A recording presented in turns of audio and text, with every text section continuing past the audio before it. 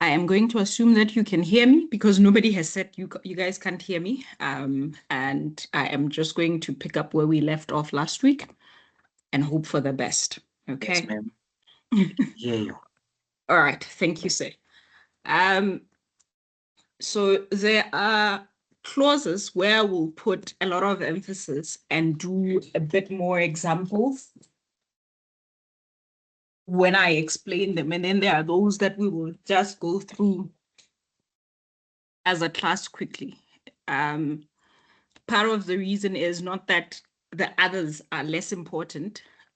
Some of the clauses that we spend time on, you find that you work with them a lot during your contract administration period or during stage 5 of the project, which is the work stage or implementation stage. So where you're managing the contractor and all of that, you find that you have to deal with those clauses quite often. The other ones you can read and like you just keep them at the back of your mind, but you need to know about them. And this is why I will touch on them. So we'll quickly look at obligations of the parties, which is clause 12. Last week we looked at insurances and securities.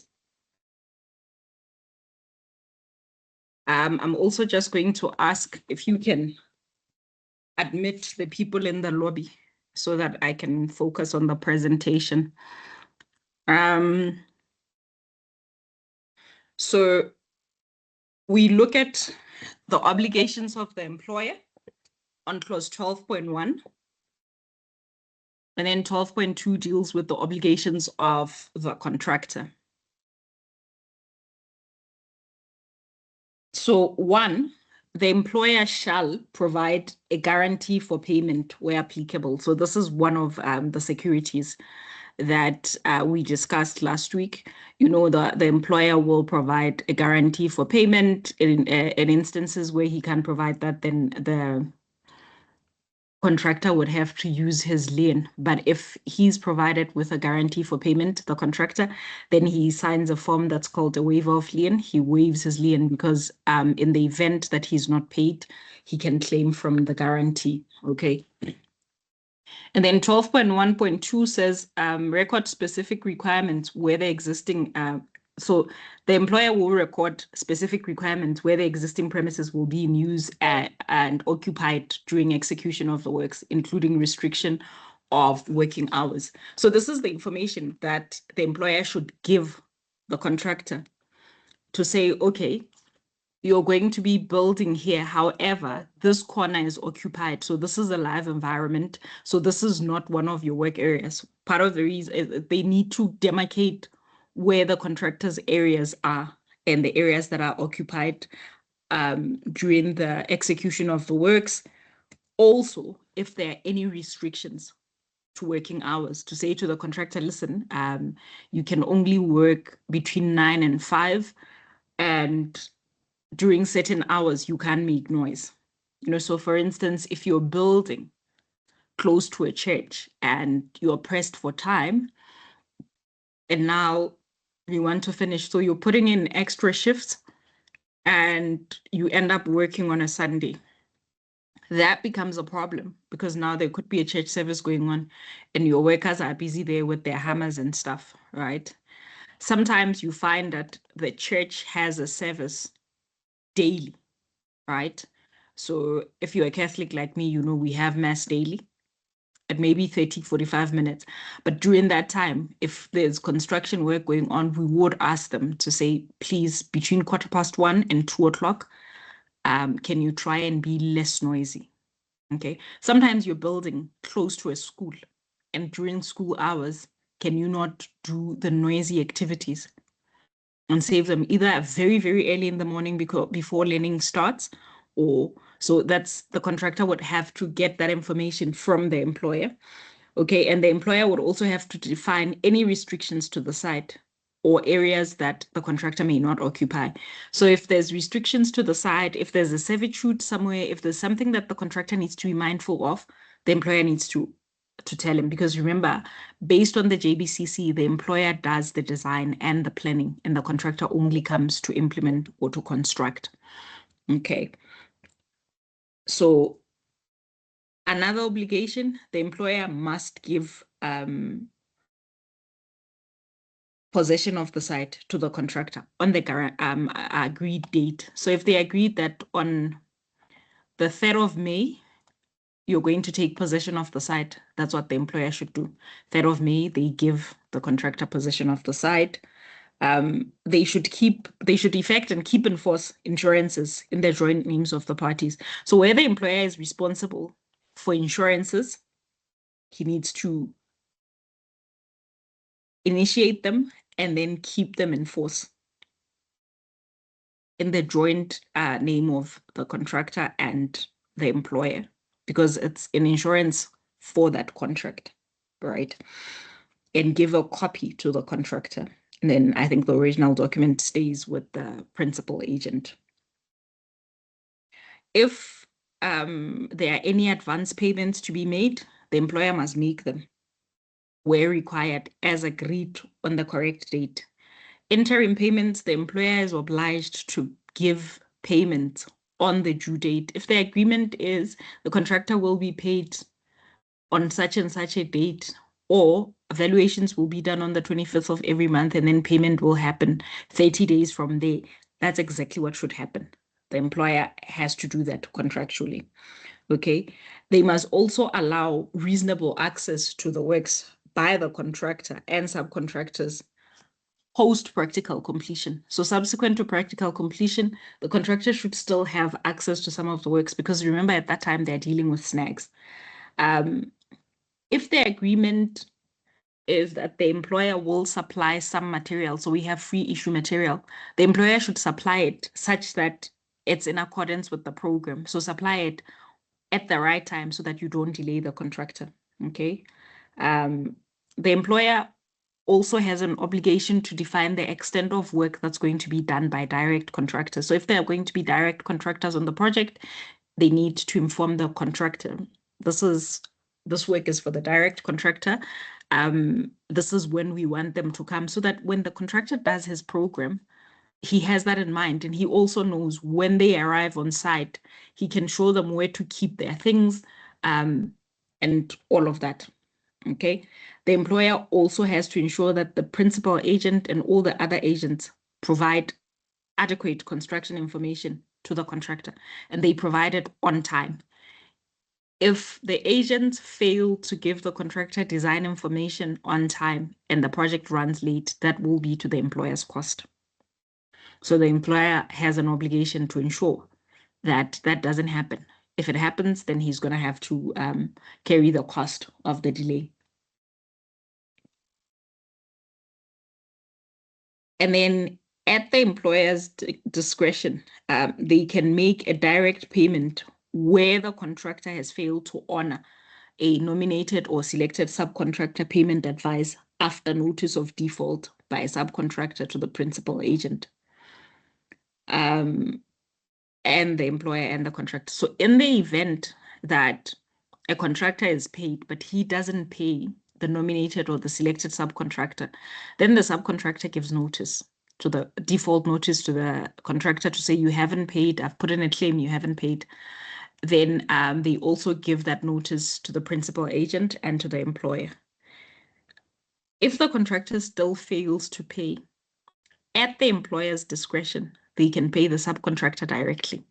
Okay, so that is 12.1.13. It wasn't always there, but with the way things were going on site, where you find contractors getting paid and then disappearing with the money and not paying subcontractors, it became something they needed to empower the employer with such, because then it becomes a problem. I think we spoke about privity of contract, and that there is no privity of contract between the subcontractor and the employer. However, the JBCC has made provision for the employer to make, so they can use this clause to say, dear contractor, the payment for the subcontractor was made, everything was done properly, you had the money, but you did not pay. Therefore, going forward, because if the subcontractor stops working, the employer suffers. Going forward, I will pay them directly, I will make this payment directly. they can give the contractor time to say, if you don't pay them within 7 days, this is how we're going to. So, but that is just to empower the employer to make sure that subcontractors are not cheated out of their money, which happens quite a lot on construction sites. Then 12.2 deals with the obligations of the contractor. So the contractor, he has an obligation to inspect the site, look at any existing structures, and make sure that he's acquainted with the conditions under which he's going to undertake the works. The means of access, any matters which may influence the execution or the pricing of the works. So when we advertise or when we go out to tender, we advertise tender and then we want contractors to respond. There's usually a side briefing. Your hand is noted. I don't know who it is. Oh, no, let me just finish this thought. You call all those prospective contractors or the tenderers onto site. You do a walkabout so that when they price the tender, they have an idea of what they're looking at or what they will be pricing. So the contractor is expected to acquaint himself with the conditions for pricing and anything that may hinder work. It could be that in the bill of quantities, we didn't include the fact that the site may be inaccessible to big trucks. When the contractor is pricing and he puts in his preliminaries in general, he has to bear that in mind and say, because there's access issues, I'm going to have to create a path to the site and this is why my P's and G's are so high. Nontobeko, you can come through. Thank you, Miss. Good evening. I just wanted to know or to find clarity on the point that you just mentioned now, that a subcontractor can make an application to the client to be paid directly. So in an event that does happen, as we all know, that for every claims that are submitted, they need to be verified. So if the contractor's QS is not verifying the subcontractor's claim, who is verifying the claims? Is it the client QS, or they just take the subcontractor's claim as it is and look at what you have submitted in your claim and then make a decision? Thank you. So when the contractor claims, let's say the subcontractor is doing plumbing works, right? Or electrical works. When the contractor is claiming, he's going to claim for all the work done, right? He claims for all the work done under him, which is with the subcontractor and everyone. He may state, so for instance, electrical works will always be claimed under electrical, and the electrical engineer will check that this is, so the client's electrical engineer will check. Generally, QSs do not check electrical and mechanical works, specialist works. You don't usually get QSs checking it. So I'll find another example where we're talking about a subcontractor that's doing building where the QS is involved. So the electrical works will be submitted or mechanical works, and either the mechanical engineer or the electrical engineer will check the work that has been done and say, yes, this is actually work that has been done. It can be paid, so then it's paid. The contractor's quantity surveyor, which is generally an estimator, he works to submit claims, right? The subcontractors will do the work and then he compiles a claim and he submits a consolidated claim. So you would have, let's say, the plumbing subcontractor, the civil subcontractor, this subcontractor. They all work under the main contractor.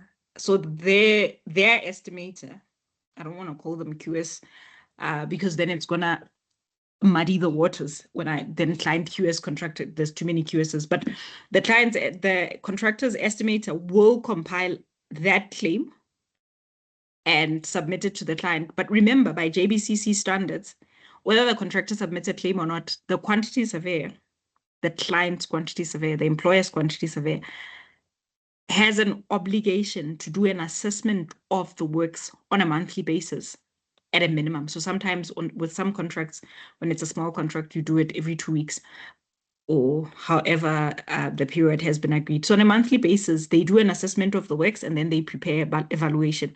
So if it's specialist works, he would ask the electrical engineer to say, okay, fine, how much work of the electrical bill has been done, and the electrical engineer would tell them. So you don't necessarily need the contractor's QS to verify. The client has their own QS. And just for correction, what I'm saying, or what that clause says, is that at the employer's discretion, they can pay the subcontractor directly, provided that the subcontractor issued a default notice to the contractor and the contractor failed to honor it. So what you need to look at this clause in conjunction with is the nominated and selected subcontractors agreement, which you have a copy of, to say, okay, what are the conditions? What is the notice period, default notice period for the subcontractors? If that has been done, because when they issue that notice, they will also notify the principal agent. Because remember, when the quantity surveyor does the main valuation, or the valuation, which will be signed by the principal agent, the subcontractor certificates are attached as backup, to say electrical works, this is how much. So the subcontractor, the amount that's due to the subcontractor is known, it's measured, because when subcontractors are appointed, there's a bill, that's put in place. So all that information is there. It's not up to the contractor's QS to verify the work. It's up to the employer's team. So the QS, the engineers, to say, yes, this is the work, because the contractor's QS can compile a claim, and you have the client's QS saying, nope, I can see you're claiming for 1.4 million, but we're going to pay you 900,000 because this work is not complete, or this. So it doesn't actually need the contractor's quantity surveyor. And contractually, the subcontractor is still contracted to the main contractor. So even as he does work, he's doing it under the main contract. If the main contractor sabotages him and then the subcontractor fails, the main contractor would have to carry the cost of that failure. So the project runs longer or anything like that. So them wanting to sabotage them by not including their claim would be a breach of contract. I don't know if you are answered.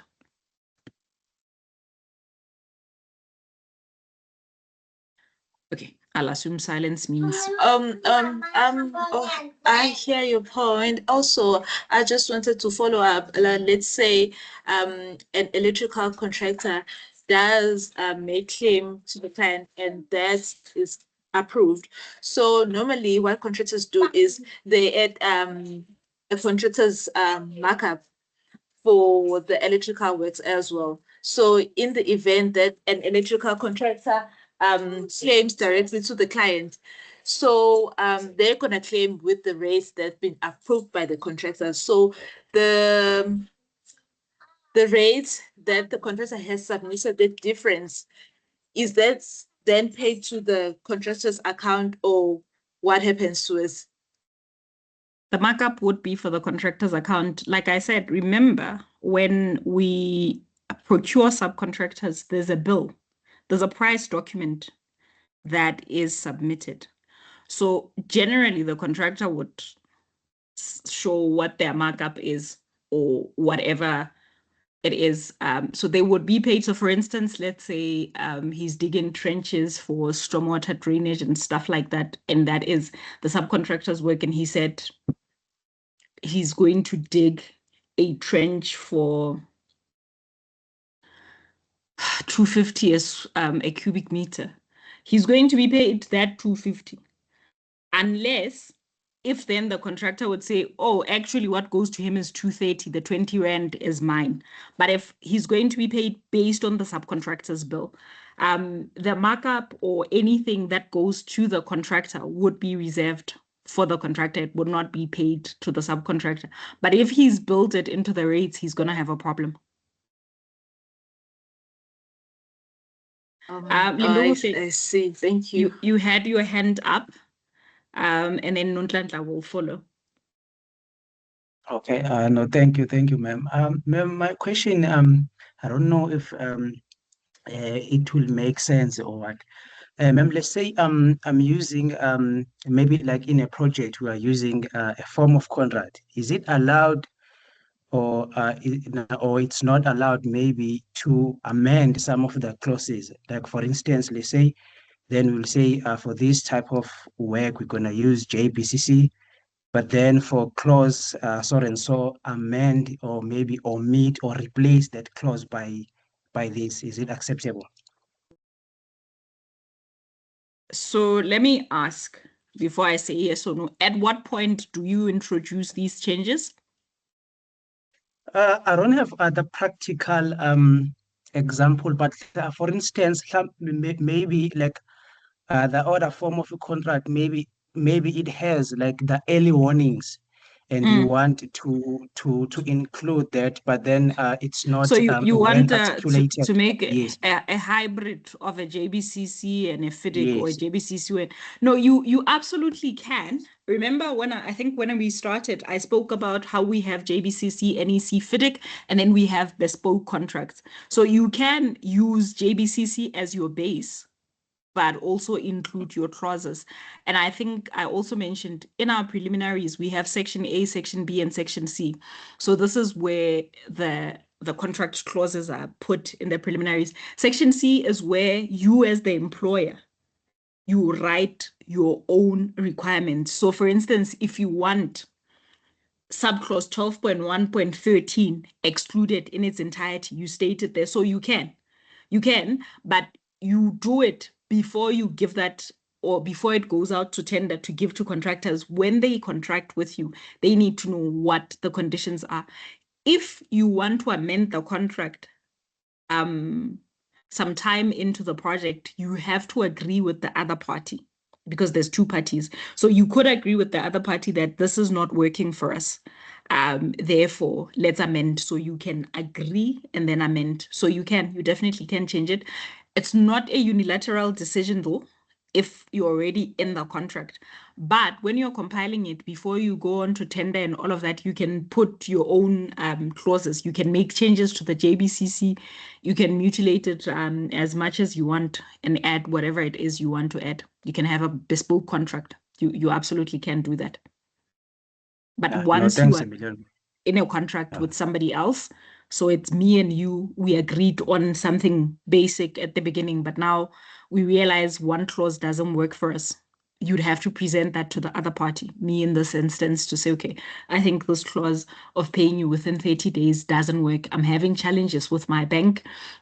So let's rather change it to 45 days and whatever. And I'm like, I can't agree to that, whatever. And then we amend the contract, and then you would issue an addendum to the contract to say, please note clause whatever has been amended.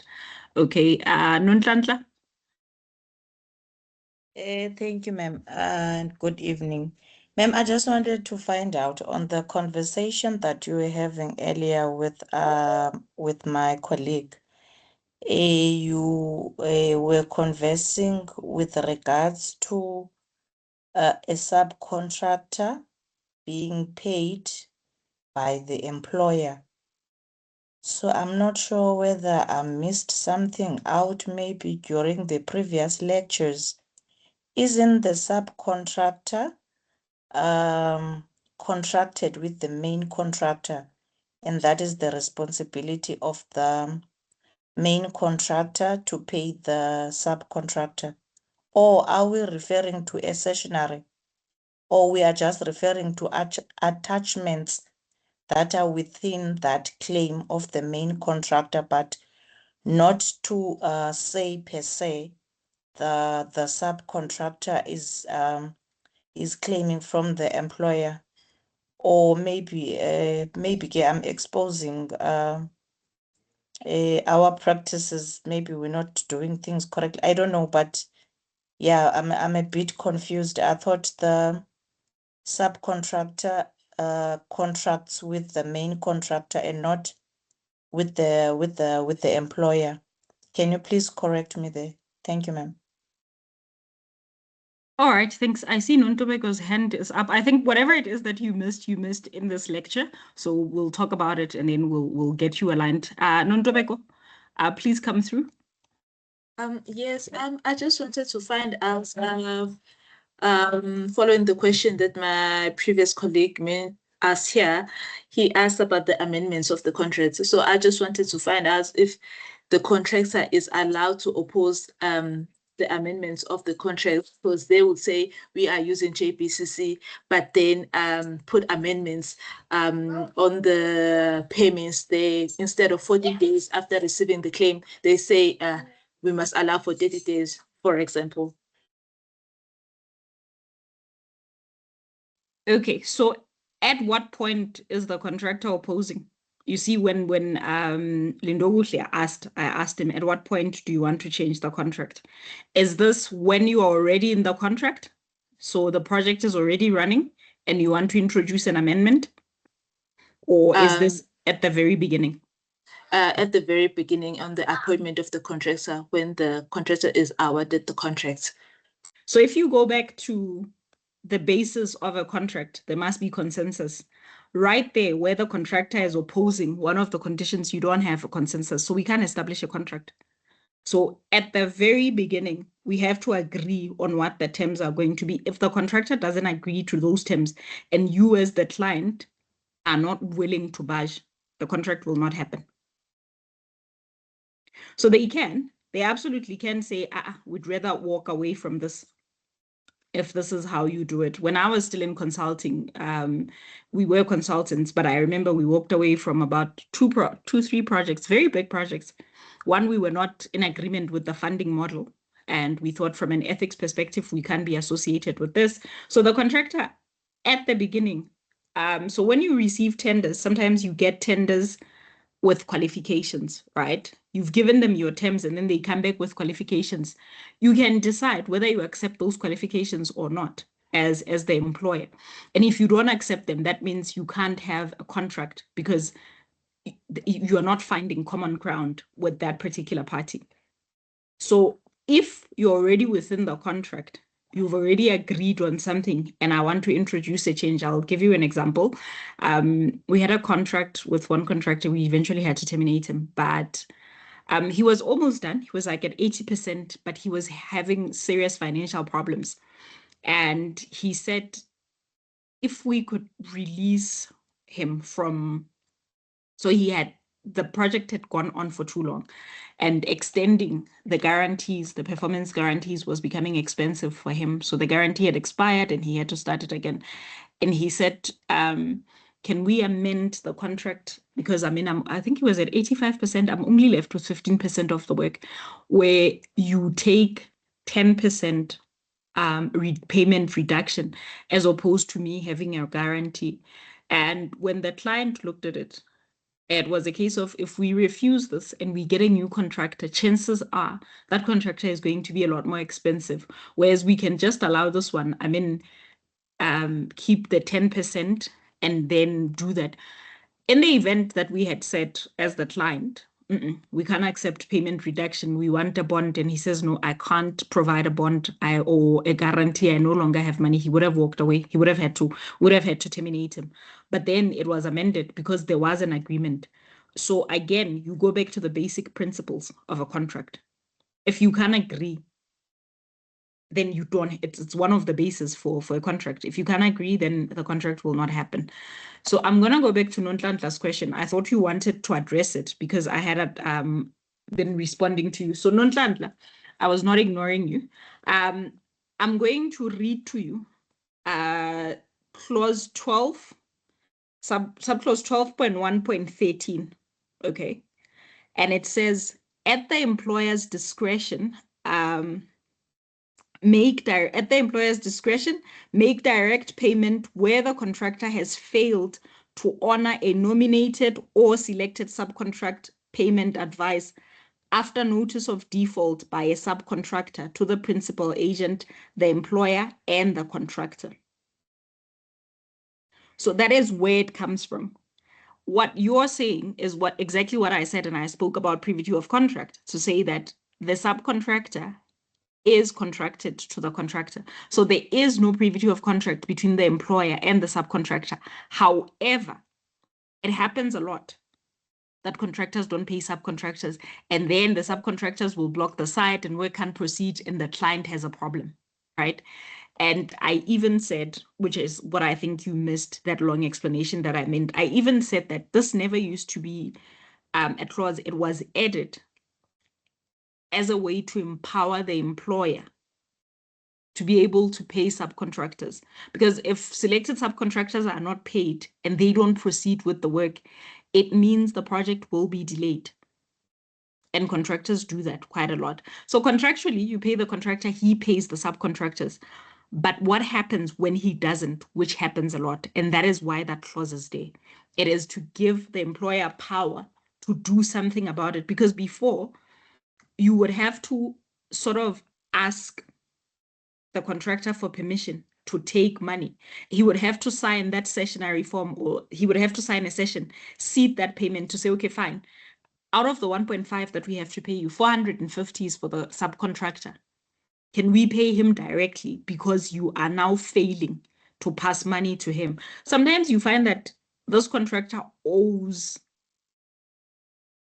or he has other debts.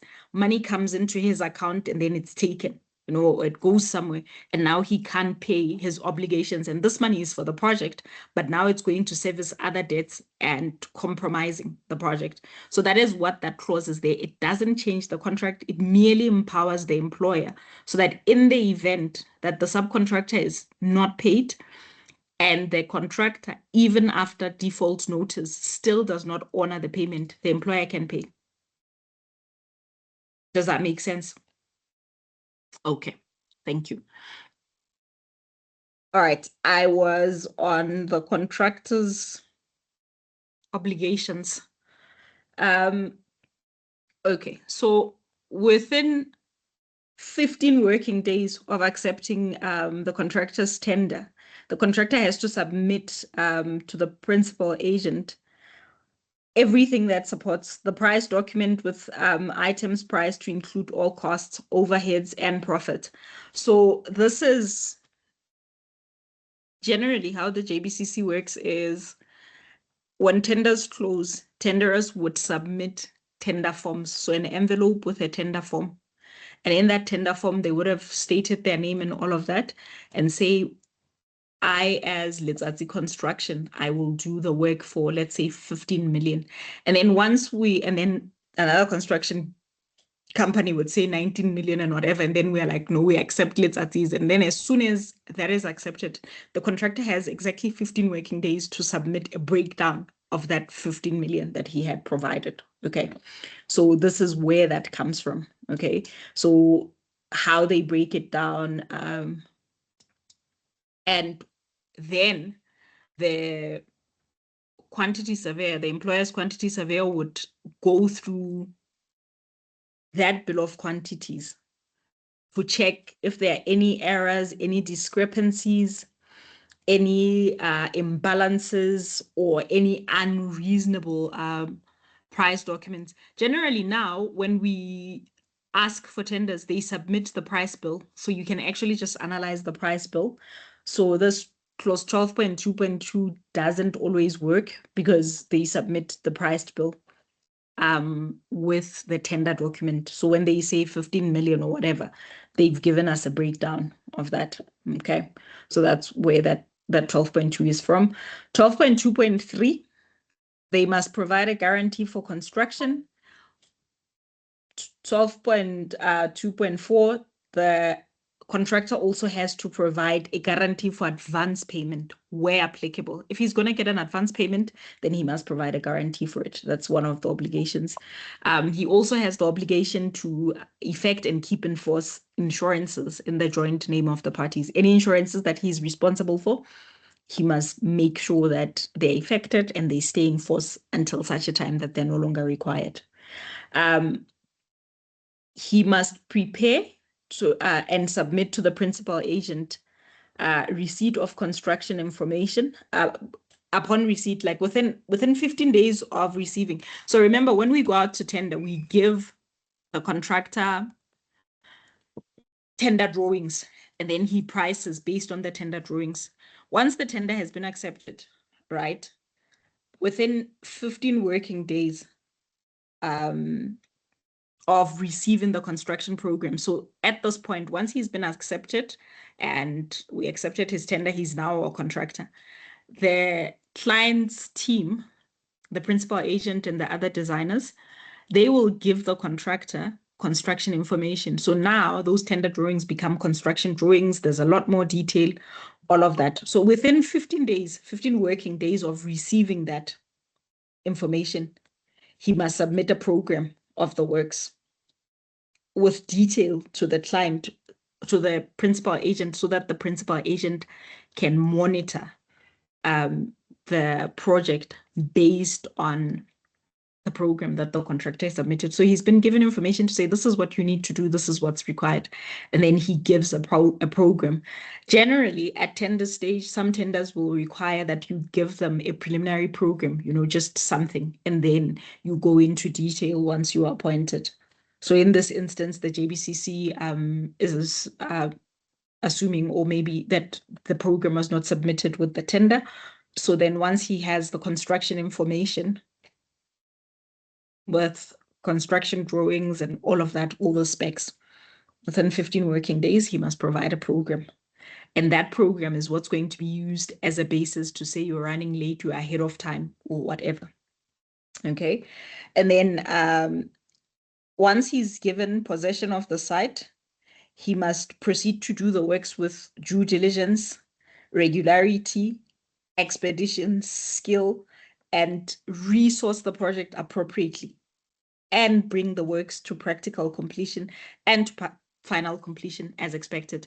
So it's one of the obligations. You can terminate a contractor and say he was not doing the work with skill, or he didn't supply appropriate resources. So you can use that, okay, to say we've given you the site, but the people who are here, you don't have the team that you had tendered with, or the skill set that is required. And the contractor has an obligation to provide everything necessary for the proper execution of the works in compliance with the agreement. He must coordinate his program with subcontractors and direct contractors' programs.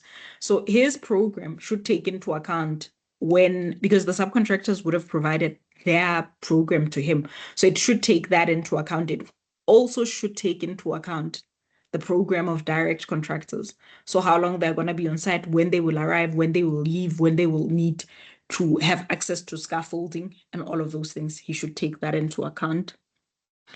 And he's expected to regularly update the program, illustrating progress of the works and revising the program where the principal agent has revised the date of practical completion. So on your monthly site meetings, okay, sometimes they're fortnightly, the contractor would report on the program. So every site meeting, he will provide an updated program to say, we've done 40% of the work. This is how much work is left. This is how much time has lapsed. This is, we may be running late, all of that. So he reports on that to the principal agent, and the principal agent monitors based on that. He's also obliged to cooperate with the principal agent in preparing cash flow projections and compilation of payment certificates. So based on his program, you sort of have to do a cash flow projection to say, okay, we project that by the end of the first certificate, this is how much work would have been done. Therefore, this is how much would be paid Those projections are important to the client so that they know beforehand how much money they need to prepare for the following payment, how much money they need to get ready.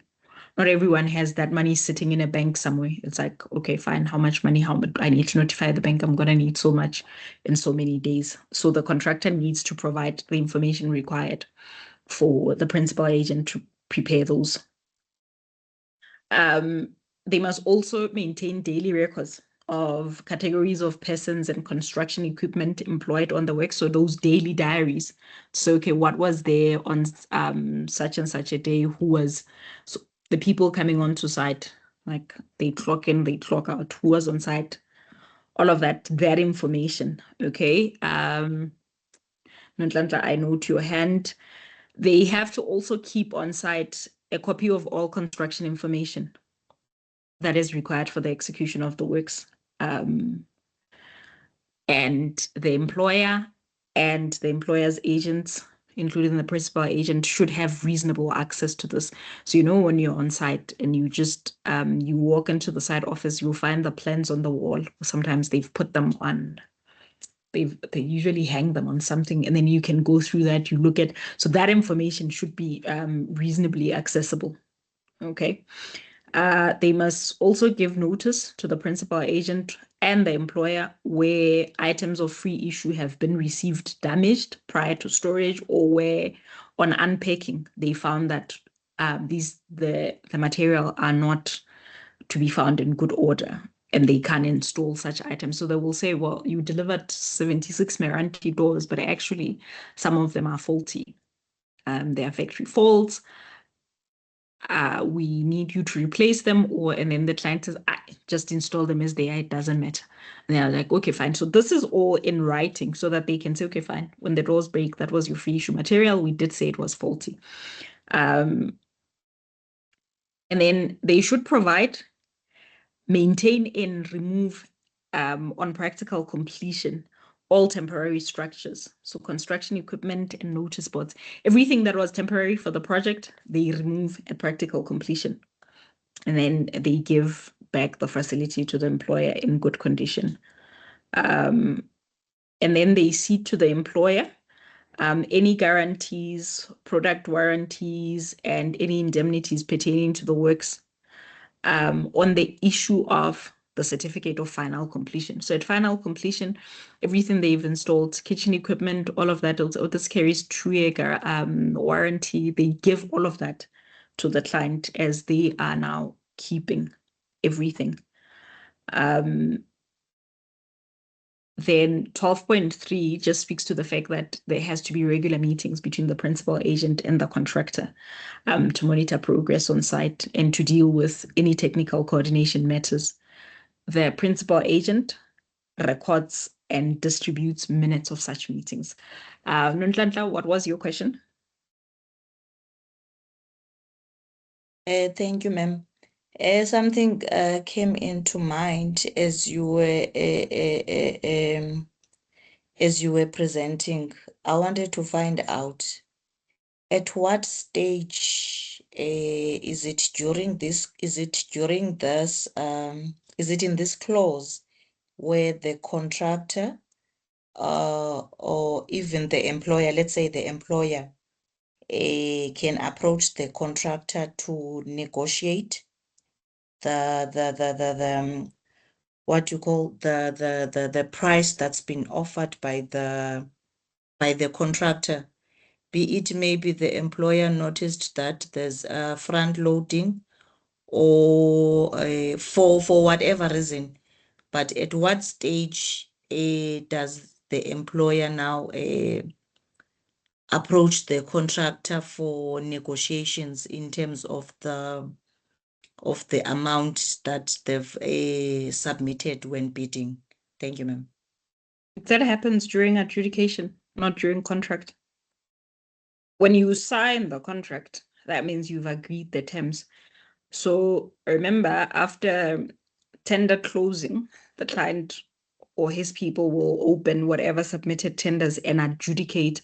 So during that evaluation and adjudication period, before a contract is signed, that is when they could ask the contractor, or say, we are happy with your offer, but we don't want your, what are they called? Your qualifications, therefore remove these qualifications. Or we are, because the minute you accept the tender, then you've accepted it as is. So before accepting it, that is when the employer can negotiate.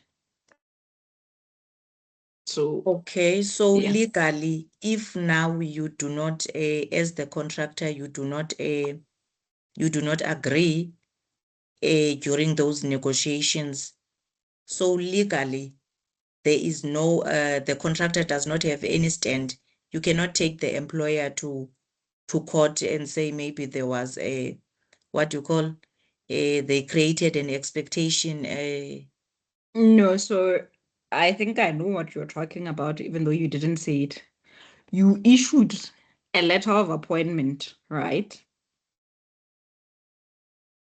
That's where contractors usually take, and government does that. They issue a letter of appointment, and then afterwards, they want to go through the bill after issuing the letter of appointment. By that time, it's already too late. You've already said to them, I'm accepting. So you do create an expectation that the tender has been accepted. So this is why they take you to court. Generally, if you look at the JBCC, at no point did we speak about a letter of appointment, because acceptance is when the contract is signed. So what the letter of acceptance does, which is the private sector has done away with it. I think some institutions will call it letter of intent. So we're looking at your tender, it looks favorable, can we negotiate? So they haven't said we've accepted. But if you submit a letter of acceptance, which happens quite a lot with government institutions, then you've said, I looked at your tender and I've accepted it. So you didn't raise any questions. You didn't say, let's negotiate. You said, I've accepted. So that is when they can say, please mute yourself. Sorry, Mama.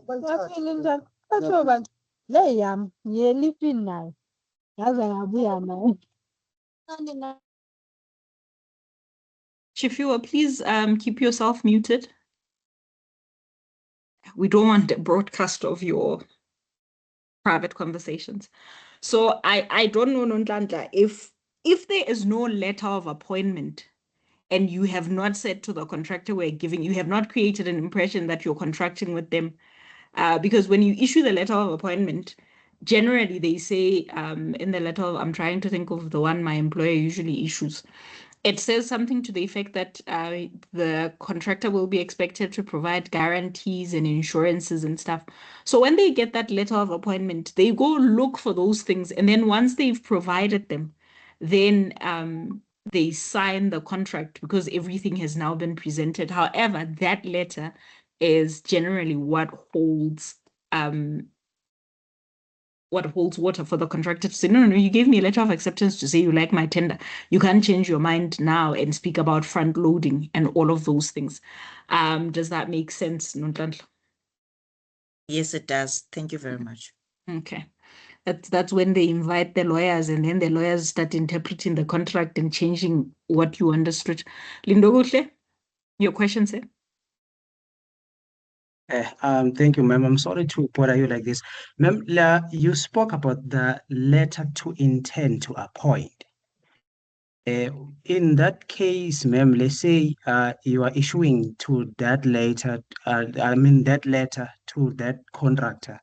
Would it be fair or would it be unfair, like the other contractor might say, for us, we were going to accept the tender, but then we were not, we didn't have a chance to get the letter to intend to appoint.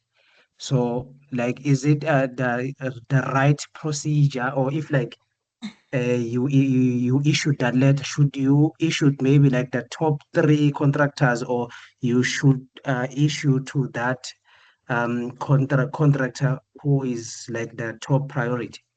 Samson. So In my experience, there are no hard and fast rules in terms of who you intend to contract with. What is important, and part of the reason I raised the issue of the letter of intent, okay? So I'm trying to think of an example. Let's say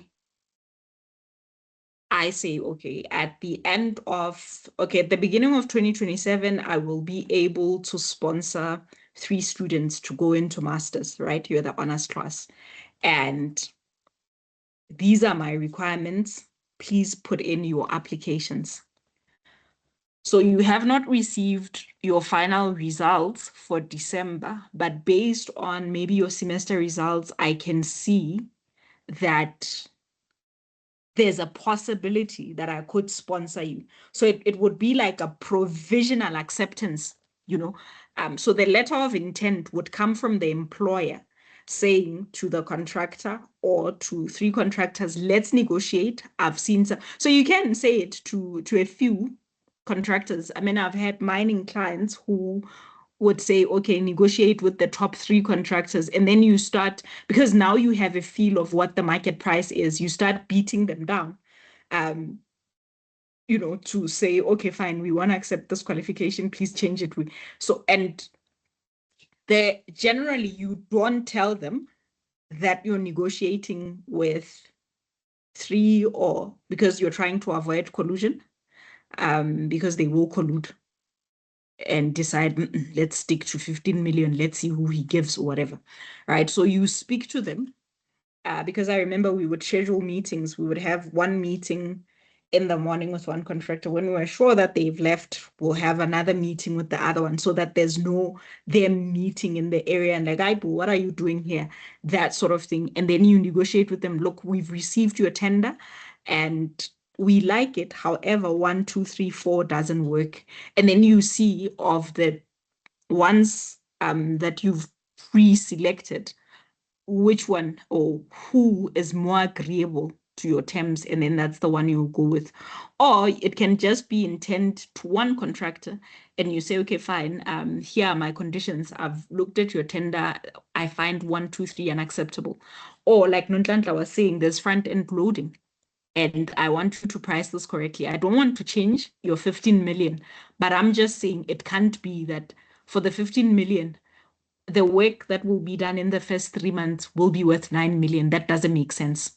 Okay. I can't pay you that sort of thing. So you can negotiate. What I was just trying to say was with the letter of intent, there's room to maneuver to say, I intended to contract provided things change. Wherever with a letter of appointment, you are saying, I'm happy with your tender, therefore let's contract, type of thing. So that is, I hope that answers you.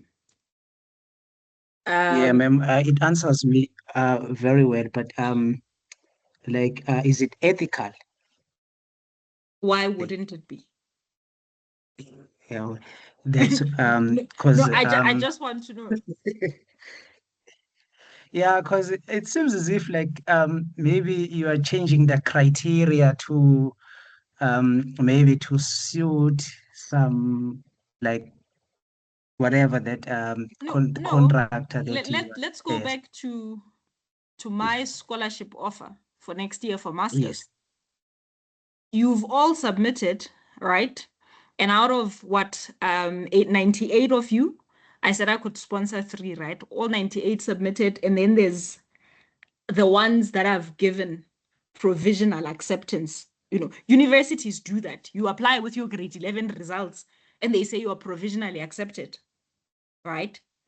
On condition that you fulfill 1, 2, 3, right? And they will say, I'll use the example I just went through. I had a matriculant last year and they say to you, okay, you need 60 for maths, you need, and then you need 60 for maths and then an average of 70 for the other subjects, right? Then you qualify to get into this course. Then at the end of the year, you qualify, right? You get your 60 for maths. Remember, I've given provision to, out of the 98, I've said there's like 9 that I said, you seem to be on the right track, let's see. So out of those people who had applied, who had gotten provisional, you have 60, which meets that minimum criteria. But the other people have aced the maths. They're coming in at 80. Now I'm like, okay, because there'll be a clause that say we will go with the student with the best marks. So now I say to you, in as much as this is the minimum criteria, the best marks, the top 3, you are not in the top 3. Yes, you meet the criteria, minimum criteria, but there's the top best 3 people are coming in at 80 and you're just giving me a 60, so I'm going to go with them. So it's not, what would be unethical is if you do not state it in the application to say that this is provisional upon you meeting the criteria, but how also note if somebody comes with better marks, or we will go on the best performing candidate, and best performing would be the one who gets the highest mark. So it's not, it would become unethical if you say to me, I only want you to get a 60 for maths. You get a 60 for maths, you're in. And then I leave it at that. And then once you get a 60 for maths, I start saying, yeah, you got a 60, but you see other people got 72. We agreed on a 60, you gave me a 60. But if I have left room for, these are my conditions, that plus these other conditions, then there is no ethics issue. This is why, I don't know if you guys watched the news, but was it last year? Last year, there was a family that wanted to sue UJ because they had given their son provisional acceptance. And then when matric results came out, you wait for that final acceptance where you don't sleep because they'll take it away if you don't accept it, that sort of thing. And then the acceptance never came. And the family was saying they had already given this child provisional acceptance. They made him believe that he would be going to UJ. And people who had to advise them had to say, did you read the conditions in the form? Do you understand what provisional acceptance is? So it's a similar thing. When we did procurement and tendering, I did say that the client is under no obligation, or the employer is under no obligation to appoint the lowest or the highest or any tender. They can go out to tender and then afterwards decide we're not accepting any of the tenders and not proceed with the project, or re-advertise. So also that condition to say, okay, fine, we've received, but we're not quite happy, so we're going to negotiate with the top 3 and see which one we can work with. They would still be well within their rights. Okay. I hope that answers. Thank you so much. Thank you so All much. right. So Yeah, setting out. Ooh, I've moved forward, ne?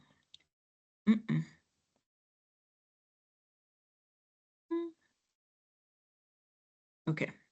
So with regards to setting out, this you can read through that in your own time, but it's just that the employer will show the contractor the boundaries, to say these are the boundaries, or whatever the pegs are there to show the extent of the site and levels and all of that. And then they will define the setting out points. So this would be the principal agent setting out points. And then the contractor will then, based on that information, set out his site. So then he's issued with a certificate of site possession. Site handover, which is issued by the principal agent. Then you have your nominated subcontractors and selected subcontractors. Nominated subcontractors, you can read through this, and you can also look at the nominated and selected subcontract agreement. So your nominated subcontractors, these are nominated by the client or the employer. Okay, and they are sort of imposed onto the contractor. So we'll nominate 3 subcontractors, and the contractor can, and then the contractor can decide which one based on their pricing. So this is for specialist work. You find nominated and selected subcontractors only in the FIDIC and the JBCC contract. NEC does not believe in this sort of subcontracting. The problem with a nominated subcontractor is the fact that they are the client's responsibility, not the contractors. So if they delay work, then the contractor can claim from the client to say, your nominated subcontractor delayed me, therefore. So the nominated subcontractor would come from that list of the employer saying, okay, for acoustic curtains, these are my 3 suppliers, and you need to work with one of these. So it would be a nominated subcontract, and then they would have that nominated subcontract agreement. Then you have the selected subcontractors, right? Your selected subcontractors is, we need electrical work done, and the contractor comes with a list to say, these are the subcontractors I use for electrical works, and then we would invite them to tender for the works. The principal agent is involved in that. They approve the document that goes out to the contractor for them to price. They are there, they manage that whole thing of adjudication to say, okay, this is the subcontractor will go through. So that subcontractor is taken from a list selected by the contractor. So this is why they're selected subcontractors. So those would be the responsibility of the contractor. Generally, clients have tried to move away from nominated subcontractors because then they become a liability to the employer. So they will, I had a big client that came with a list of nominated subcontractors, and I'll ask them, so when I speak to the contractor, are we signing a nominated subcontract agreement? And they said, nope, we're going to make it we want to impose them on him, but it's going to be under a selected subcontract. So then I asked the contractor, this is the situation. And he said, considering that I've never had to do that type of work, I'm okay with whoever they recommend. We'll just have to beef up the agreement with them. So generally, clients are trying to avoid a nominated subcontract agreement because of the liability or the responsibility. This is why in brackets I'm saying hardly ever used, because of that disadvantage. So and then what direct contractors are. These direct contractors are used for serious specialist work, and they would be contracted to the clients. There's no, short of just working together in harmony with the contractor, there's no relationship. They come, they do their work. If they damage the work, the contractor will just go to the employer to say, your direct subcontractor damaged, please pay, and stuff like that. So the only thing the contractor has to do is to cooperate, make space for them to work, do what they need to do, and assist with. So for instance, if they need to use his tools that are already on site, that sort of thing. So those are your direct contractors. Then we look at contract instructions. These are like your site instructions, okay? But I think they used to be called site instructions when I started, but they're called contract instructions. So they are issued by the principal agent. Truth is, they can be issued by any of the designers. So your engineers, your architects, they can issue, and then the principal agent just co-signs. So for instance, if there is something, there's a discrepancy on the design and the contractor is not sure which way to go, in correcting it, one of the agents will issue a contract instruction to say, okay, contractually, I am amending this to reflect that. They write it down and they may even draw it, to say, and then they sign it. The principal agent also signs it. Back in the day, there used to be a triplicate book that stayed on site. It used to be done by hand. So the architect or the engineer would draw on that triplicate, and then there'd be like 3 pages. I think the original would go to one.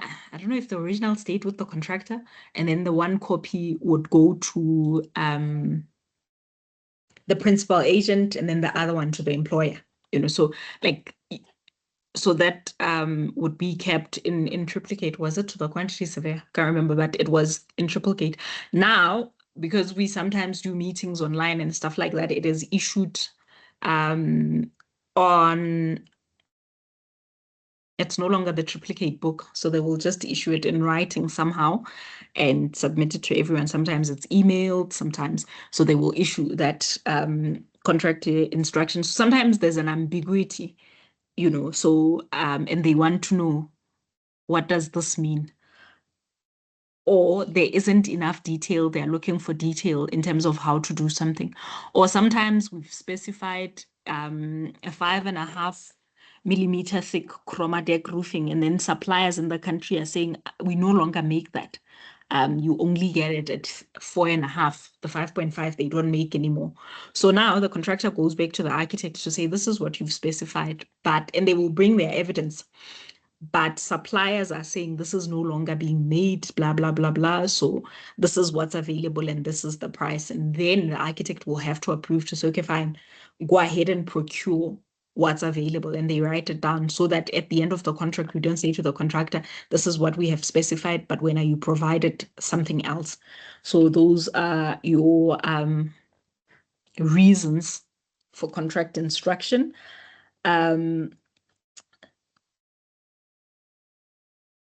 The whole idea behind contract instructions is that they do not substantially change the scope of the works.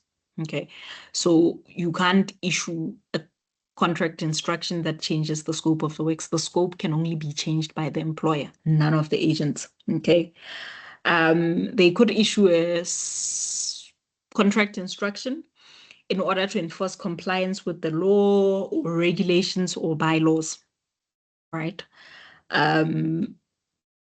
Sometimes it would be for the provision of testing of samples, materials and goods.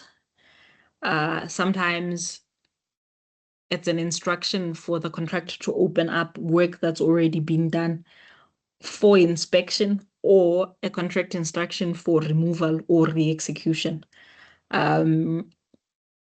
Sometimes substitute of materials and goods, like I said, with the roof sheeting. At times, protection of the works. So for instance, something was not a threat when we started, but subsequently becomes a threat. And now we're saying to the contractor, you need to protect the works. It would be at an extra cost. So here's an instruction for you to do it, so that when you claim, you can say an instruction was issued and I followed that instruction, okay? Sometimes the instruction is issued for the contractor to repair works that are damaged. So it could have been damaged by the direct contractor. It could have been damaged by storms, whatever it is.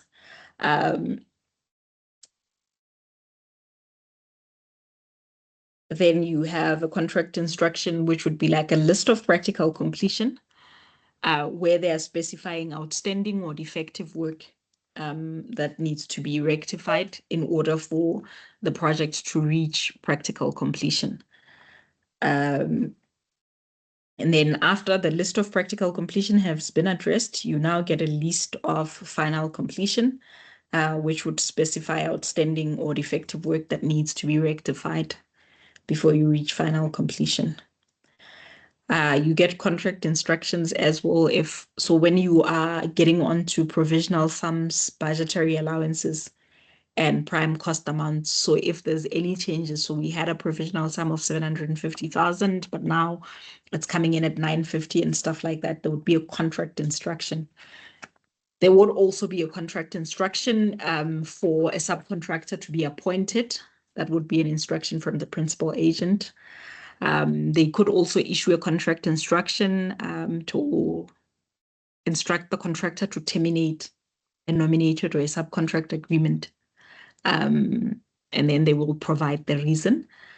Direct instruction, well, not direct, contract instruction to say we will be bringing direct contractors to do certain work. Again, back to my project that where the contractor asked for a 10% payment reduction as opposed to providing a performance guarantee, and this was 85% into the project. There was work that this contractor was supposed to do, so connecting the sewer line to the municipal sewer. And he did such a bad job, and then he was told, this work is defective, please fix it. he would fill up, after digging and putting the pipes, he fills it up with rocks, and these rocks break the pipe. So we keep saying, no, get this type of filling, use it, and our contractor doesn't listen. Eventually, it was decided that we're just going to get another contractor to come and do that particular portion of the works, because otherwise we're not going to finish. And if we're not connected to the sewer line, Midval is not going to give us certificate of occupation for the building. So it could be that where you issue an instruction to say, omit that from your scope, so and so will do it, because yeah, you're just not getting it right. Okay. It could be an instruction to remove any person who's employed on the works and maybe they've become a nuisance, or remove a person who's not engaged or not connected to the works but happens to be there. There could be a contract instruction on suspension or termination of the works. So for protection of the works, so okay, fine, since you're on suspension, please do this to make sure the works are protected. Removal of construction equipment, surplus material and goods. And the contractor has an obligation to comply with all contract instructions and duly execute them. The only time the contractor can refuse a contract instruction is when he has reached practical completion. After practical completion, we don't take any contract instructions, which is like additional work and stuff like that. It could be just a list of final completion, then that's acceptable. But otherwise, no, they don't. These instructions, like I said, have to be in writing. The contractor is under no obligation to enforce oral instructions. Okay. I am going to ask that you go through practical completion. That's what we will discuss next week. Interim completion, because we're dealing with completion. Interim completion refers to completion by subcontractors. So when a subcontractor completes the work, they will be issued with an interim completion certificate signed by the contractor. And I think the principal agent co-signs that that subcontractor has completed their work. So yeah, that is where I will stop for today. I'm done with the preaching. Next week we do practical completion, and then defects liability, and hopefully, yeah, revision of practical completion. Are there any more questions? All right. In the absence of questions, I'm going to wish you a great week. I will share what I promised you sometime this week. If I don't, I'll do it over the long weekend. I will have time then, okay? But I will share. Thank you so much for joining the class and for engaging. Have a great week. Thanks, bye. Thank you, ma'am. Thank you. Thank you. Cheers, cheers. Thank you. Bye, everyone.